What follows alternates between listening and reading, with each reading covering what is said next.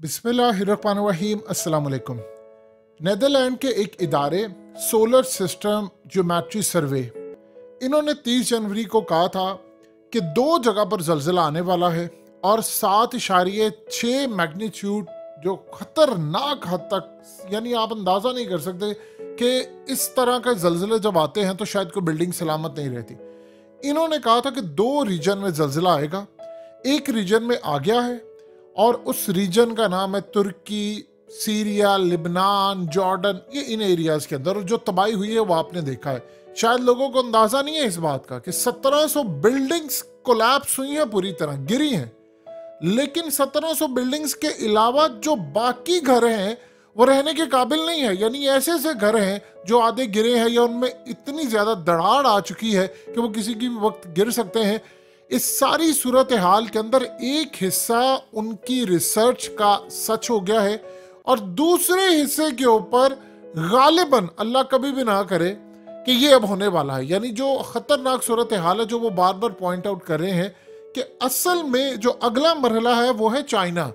China के अंदर बहुत बड़ी तादाद के अंदर उन्होंने कहा कि ऐसे जल्जले के आसार हैं कि वहां पर ये जल्जला आएगा और उसका भी मैग्नीट्यूड इतना होगा 7.6, अल्लाह कभी भी ना करे।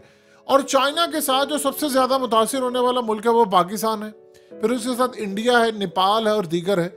आप एक सिंपल सी बात बताइए, शहबाज शरीफ को इस वक्त दुनिया का कोई भी सरबराह तुर्की जा रहा है? कोई बंदा जा रहा है तुर्की? किसी को जरूरत नहीं है तुर्की जाने की। ये उठता है और मैं अवाम के टैक्स के पैसों से मैं तुर्की जा रहा हूं, लाओ लश्कर लेकर। और भाई जो तू पैसा लगा रहा है कौम का, वो पैसा उनको दो ताकि वहां मदद हो सके, उनकी इमदाद हो सके। तुम यहां पर थोबड़ा अपना उठाकर चले जाओगे, वो तुम्हें प्रोटोकॉल देते फिरेंगे। उस प्रोटोकॉल की तुम्हें नहीं जरूरत है, वहां की अवाम को जरूरत है। उनको हमारी इमदाद की जरूरत है। दुनिया का कोई सरबराह इस वक्त जा रहा है तुर्की, लोग इमदाद भेज रहे हैं, डॉक्टर्स भेज रहे हैं, वहां पर एक्सपर्ट्स दे रहे हैं, वहां पर तिब्बी इमदाद के लिए जितना अमला जा रहा है, मदद जा रही है, वो चाहिए उनको। ये तो तुम पैसा यहाँ पर बात कर रहे हो, वो उनको दो। वहां पर चले जाओगे लाओ लश्कर के साथ तस्वीरें बनवाने के लिए, तो क्या सूरत हाल होगी। इनको अंदाजा इस बात का नहीं है कि जिस खास तौर पर इदारे ने ये बात कही है कि चाइना के अंदर अब आने वाला है या उसके बाद चाइना भी इससे मुतासिर होगा, तो उसमें पाकिस्तान भी शामिल है, भारत भी शामिल है। इस पर बताओ कि तुम्हारे एक्सपर्ट्स ने क्या वार्निंग जारी की है? जो डिपार्टमेंट अवाम के टैक्स के पैसों से चलता है, जो बताता है कि कैसे हालात पैदा होंगे, उन्होंने इस पर कोई वर्किंग की है? क्योंकि एक हिस्सा तो उनका मुकम्मल तौर पर बिल्कुल वो पेशेंट कोई नहीं थी।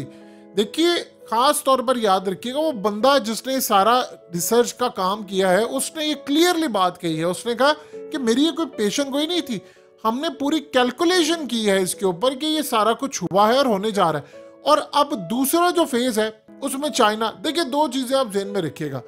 अगर तो ये टेक्नोलॉजी का इस्तेमाल किया जा रहा है तो एक बात आप ज़हन में रखिएगा, अगर चाइना का बेड़ा गर्क हो जाता है, खुदा ना अल्लाह ना करे, और पाकिस्तान का बेड़ा गर्क हो जाता है या ईरान का बेड़ा गर्क हो जाता है और इंडिया का 5-10% या 12-15% होता है, तो इंडिया के लिए कोई मसला नहीं है, उनके लिए बड़ी अच्छी डील है। उनके दोनों दुश्मन तबाह बर्बाद हो जाए तो आप बताइए कहां पर खड़े।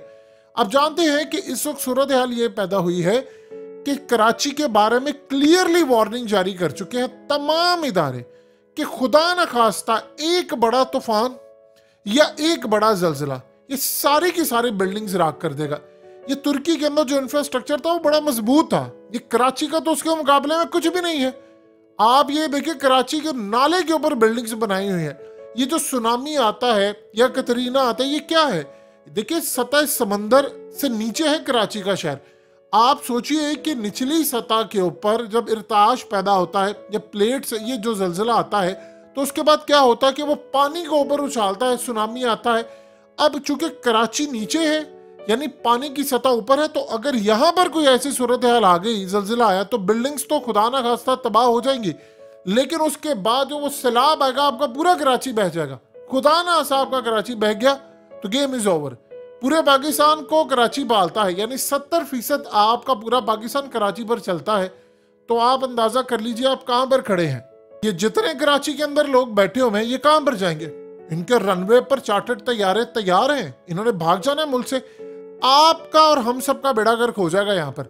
अभी सूरत हाल में अल्लाह कभी भी ना करे, अल्लाह कभी भी ना करे कि ऐसा कुछ हो, अल्लाह से मुआफ़ी तलब करें और इस पर वर्किंग करने की ज़रूरत है कि भाई हमने क्या करना है, कैसे ये सब कुछ हो रहा है, अवाम को बताएं, बजाय के मुंह अपने थोबड़े उठाकर आप लोग तुर्की रवाना हो रहे हैं अवाम के टैक्स के पैसों से, वो आगे आपके प्रोटोकॉल से तंग आएंगे। आप चाइना के साथ मिलकर हंगामी बेसिस के ऊपर इस पर वर्किंग करें, इस इदारे से राब्ता करें और उसे पूछे कि आपके पास कौन सी ऐसी चीजें हैं। चाइना को बुलाएं, इवन कि इंडिया को भी बुलाएं अगर नुकसान है, और देखें कि क्या ये टेक्नोलॉजी की वजह से किया जा रहा है, जानबूझकर कोई इसके पीछे बैठकर, या कोई हार्ड टेक्नोलॉजी का हाथ है या किसी और टेक्नोलॉजी का हाथ है, या ये नेचुरल है। इस पर जल्दी आपको देखना पड़ेगा और इस पर वर्किंग करें। उन्होंने 2 जगह पर रिपोर्ट जारी की थी कि तुर्की वाली साइड पर आएगा, वो तो पूरे का पूरा मलिया मेट हो गया। अभी तक जो इतलात आ रही 6000 से ज्यादा लोग वहां पर मर चुके हैं, और बाकी जो बिल्डिंग्स बची हैं या जो लोग हैं जख्मी हो, आप उनको छोड़ ही दें जो मलबे के नीचे, ये तो वो है जो मिलते जा रहे हैं, जो अभी तक मिले नहीं। हो सकता तादाद बढ़कर खुदा ना 15, 20, 25 हजार तक या 50 हजार तक पहुंचे, फिर आप क्या करेंगे? अभी तो जैसे जैसे लोग मिलेंगे मलबे के नीचे से वो काउंट करते जाएंगे, फिर सूरत हाल पैदा होगी। आपके मुल्क के अंदर तो हमारा तो इंफ्रास्ट्रक्चर इतना बेड़ा करके देखिए, अगर चाइना में आता उनकी बिल्डिंग्स बड़ी स्ट्रांग है, लेकिन जब ऐसी सूरत हाल होती है तो फिर भी आपकी तबाही होती है। भारत की भी तबाही होती है, हर किसी की तबाही होती है, लेकिन भारत सरवाइव कर जाएगा। आपके मुल्क में सैलाब आया, किसी ने आपको मुंह नहीं लगाया, ये आप ज़हन में रखिएगा। आपको किसी ने धेला नहीं दिया, वादे सबने कर दिए कि जी हम ये करेंगे वो करेंगे, दिया कुछ भी नहीं है आपको अभी तक। भारत के अंदर अगर कोई तूफान आएगा तो भारत को सब दे देंगे, उसके सबके साथ ताल्लुकात है, उसको इजराइल भी देगा, अमेरिका भी देगा, रशिया के भी ताल्लुकात है, आपकी चाइना के साथ है, आपने उनके साथ भी अपनी बिगाड़ ली है। तो चाइना देखिए, जिस मुल्क के अंदर खुदा ना खासा अल्लाह कभी भी ना करे ये इनकी जो सेकेंड रिसर्च है वो कभी कामयाब हो, चाहे वो फरवरी, मार्च या किसी महीने में। प्रॉब्लम ये है कि तुर्की में भी बड़ा जल्जिला आने से पहले छोटे छोटे जल्जिले आए थे। क्या पाकिस्तान में हालिया जल्जिले नहीं है? आपने महसूस नहीं किया? ये इस्लामाबाद में है, ये लाहौर में आए जल्जिले, अभी हालिया पेशावर में आए, ये सारा कुछ हमने देखा नहीं है? आप जहां पर भी आपने हालिया जल्जिला देखा है, तो इस सूरत हाल में बेशक उसकी इंटेंसिटी कम थी, लेकिन तुर्की में भी ऐसा ही हुआ है। हमने उस पर वर्किंग नहीं की है। आपको इस पर वर्किंग की जरूरत है कि आप ये क्या करेंगे, बजाय कि हम उधर जाएं, इस पर देखें। अगर खुदा न खास्ता यहां पर हो गया और उसके बाद अल्लाह कभी भी ना करे कराची या कोई भी शहर आपका जद में आ गया, आप भूल जाए, आप अगले 75 के 100 साल बाद भी आप खड़े नहीं होंगे। दुनिया ने किसी ने आपकी मदद नहीं करनी। और उसके अलावा ये जितने हुक्मरान ये सब कुछ है, ये जो बादशाहते हैं जी हमने इमरान को नहीं करना, हम इलेक्शन ये वो फलाना, ये सारा आपका जमीन बोस हो जाना है। फिर आप रोते रहेंगे बैठकर, क्योंकि फिर घर किसी का सलामत नहीं रहना। जो हालात यहाँ पर है, अब यहाँ पर जो सबसे बड़ा मसला है वो हमें इसको समझना है, हमें आगे बढ़ना है और हमें इन चीज़ों को देखना है कि भाई ये क्या काम हो रहा है। लोगों के यहाँ पर तमाम प्यारे रहते हैं, इवन के ओवरसीज पाकिस्तानी है, उनके घर वाले यहाँ पर रहते हैं। तो आप अगर इसको रोक नहीं सकते या कुछ नहीं, लोगों को इस बारे में बताएं कि क्या है, उनसे रिपोर्ट्स लें कैसे उन्होंने कैलकुलेशन किया है, चाइना के साथ बैठे काम करें इस पर। और अगर ऐसी सूरत हाल खुदा ना ऐसा पेश आने वाली है तो पहले से इकदाम करके रखें कि क्या हो सकता है, ताकि लोगों की जानें भी बचाई जा सके। अल्लाह कभी भी ना करे उनकी ये रिसर्च कामयाब हो, क्योंकि खुदा ना खासा अगर ऐसा हुआ तो फिर आपका मुल्क कहीं भी नहीं ठहरेगा। देखिए चाइना तो कहीं ना कहीं सर्वाइव कर लेगा, इंडिया भी कर लेगा, आपका मुल्क सर्वाइव नहीं कर सकता। तो लिहाजा ये बात आप अच्छी तरह समझ लें।